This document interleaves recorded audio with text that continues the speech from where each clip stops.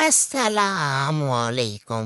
এই যে তোমরা এখন দেখো মুই কিসের ভিডিও নিচ্ছিলাম? মুই আইসি সিলেটের পিকনিকের ভিডিও নিয়ে।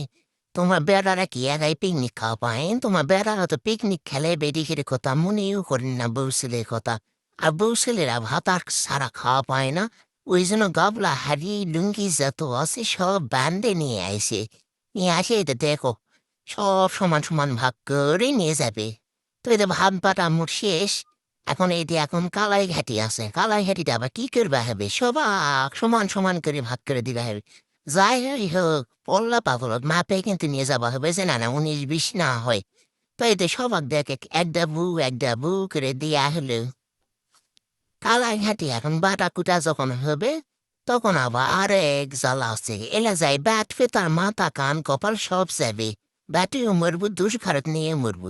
তারপরে এটা সেলানো গোস্তর ভাগ নিয়ে দেখো দুবটি করে দেওয়া হচ্ছে যেন কারো 19-20 না হয় পল্লা পাথর তুলে ওজন করে নিয়ে যাবে। সেই ভান করছে এরাই। দেখো তিনটা করে দিন দিয়ে আনা যেন কারো কম না হয়। সমান সমান করে দেয়া হচ্ছে যেন 19-20 না হয়। ব্যাটে কুটে গোস্ত ব্যাট পাজায় মোর জীবন শেষ ময়না 2 ঘন্টাতে। তারপর আবার কি করুন? বাটা তো নাই পিকনিক যখন খাসুন তো করার কি ইচ্ছে নেই। তাই দেখুন বস্তু বাটা শেষ।